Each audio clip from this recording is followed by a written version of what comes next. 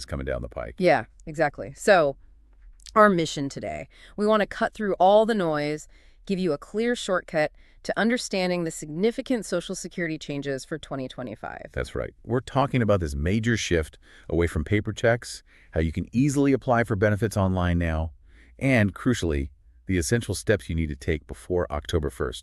It's all about protecting and maximizing your benefits. We want you to feel confident, avoid those potential pitfalls. Absolutely. Right in that, because there's a really urgent deadline first up.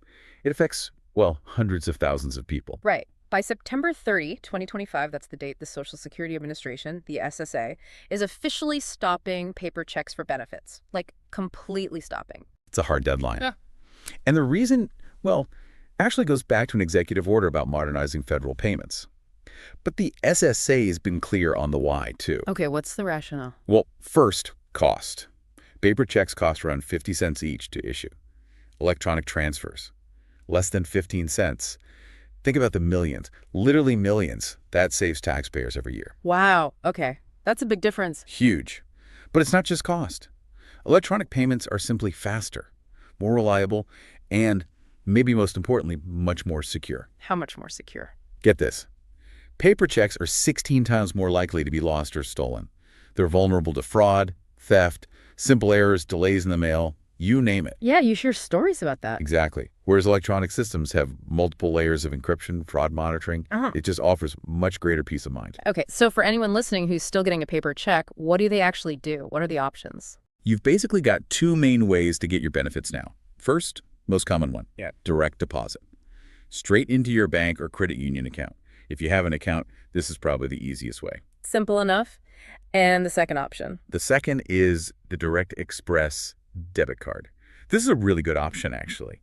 It's a government-backed prepaid debit card designed specifically for people getting federal benefits who maybe don't have a traditional bank account. How does that work, like a regular debit card? Pretty much. It gives you ATM access, you can use it in stores, and importantly, there are no monthly fees if you use it correctly, following their guidelines. All right. Are there any exceptions to this no paper check rule? What if someone, say, physically can't use electronic payments? There are a few very specific exceptions. If you're 90 years old or older, or if you live somewhere with genuinely no practical access to a bank, or if you have certain health or cognitive issues that make electronic banking impossible, you might qualify for a waiver. Might qualify, so it's not automatic? Definitely not automatic. You absolutely must contact the SSA directly.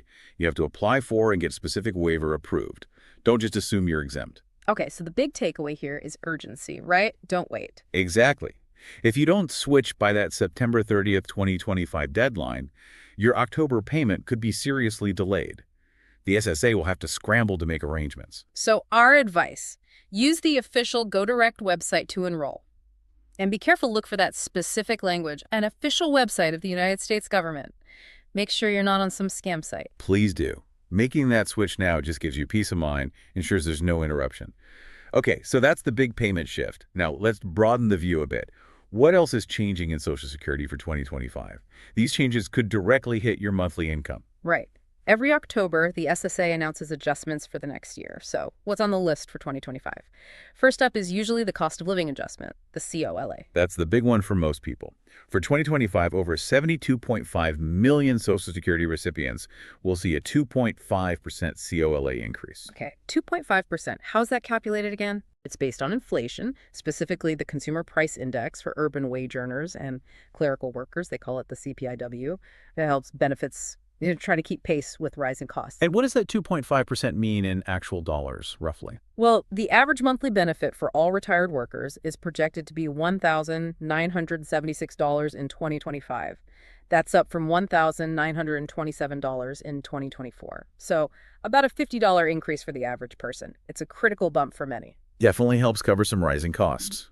Now, what about the maximum possible benefit for those who maybe planned carefully or had high earnings? Good question. The maximum monthly payout for someone retiring at their full retirement age, their FRA, will increase to $4,018 in 2025. And remind us, what's FRA these days? For anyone born in 1960 or later, your full retirement age is 67. Okay, 67. And that maximum payout really highlights a key strategy: delaying retirement. You can actually earn an extra 8% on your benefit for every year you wait past your FRA up until age 70. Those are the delayed retirement credits, right? Exactly. They can seriously boost your monthly check for the rest of your life. Waiting really can pay off if you're able. Makes sense. But what about people who are working while collecting benefits, but before they hit that full retirement age? Are their earnings limits changing? Yes, they are. Those limits are going up slightly. For recipients who are under their full retirement age, the earnings limit increases to $23,400 in 2025. And what happens if you earn more than that? If you earn over that $23,400 limit, the SSA will temporarily withhold $1 from your benefits for every $2 you earn above it. It's something you really need to watch if you're working part-time before FRA. Okay. What about people who actually reach their full retirement age during 2025? Is the rule different for them? It is. In the months before your birthday month when you reach FRA, the limit is much higher, $62,160 for 2025. And the withholding is less severe. They deduct $1 for every $3 you earn over that higher limit. But the crucial point is, The crucial point, and this trips people up sometimes, once you reach your full retirement age, there is no earnings limit. You can work and earn as much as you want, and none of your benefits will be withheld because of work earnings. that's a really important clarification. Okay, let's shift to taxes. What's changing with the amount of earnings that are subject to Social Security tax? Right, the income cap for Social Security taxes is also increasing. For 2025, the maximum amount of earnings subject to the tax will be $176,100. Up from about $168,000 in 2024. Correct. So higher earners will pay Social Security tax on a larger portion of their income. The actual tax rate, though, stays the same, 6.2% for employees and 12.4% for self-employed folks. Got it.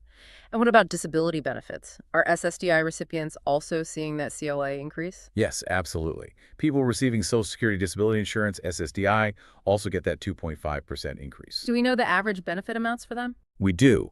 The average monthly benefit for disabled workers is projected to rise to $5,580 in 2025. And for disabled workers who also have a spouse and children receiving benefits, that average jumps to about $2,826. Okay. And another technical bit, the threshold for earning Social Security credits.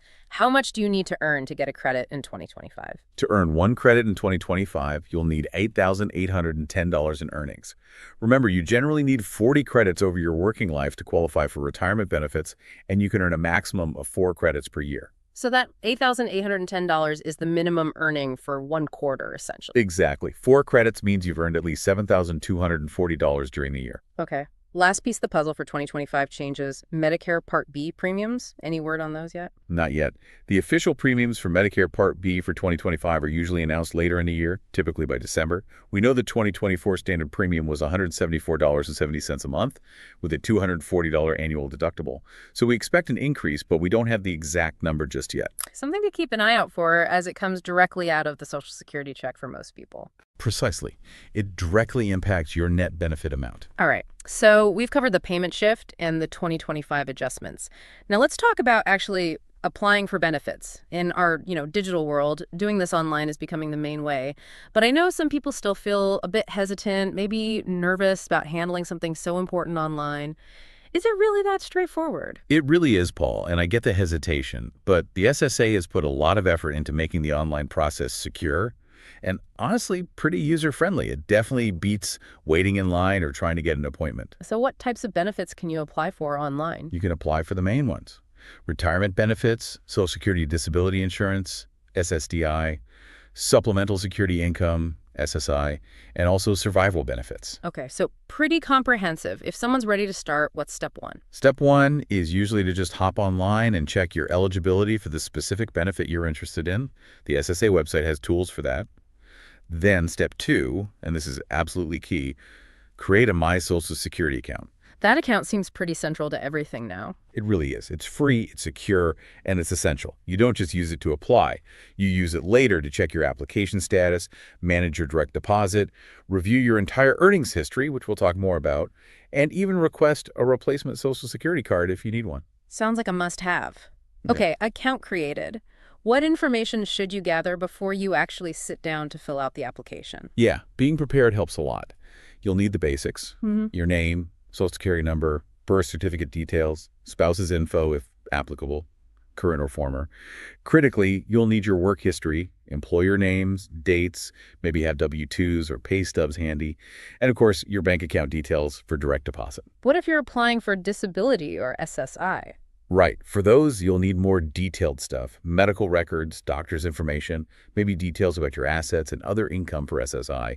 Gathering all this before you start filling out the form makes it go much smoother. Okay, got all the documents. What's the actual application process like online? You log into your My Social Security account, find the online application, and start filling it out. The nice thing is, you don't have to do it all in one sitting. You can save your progress and come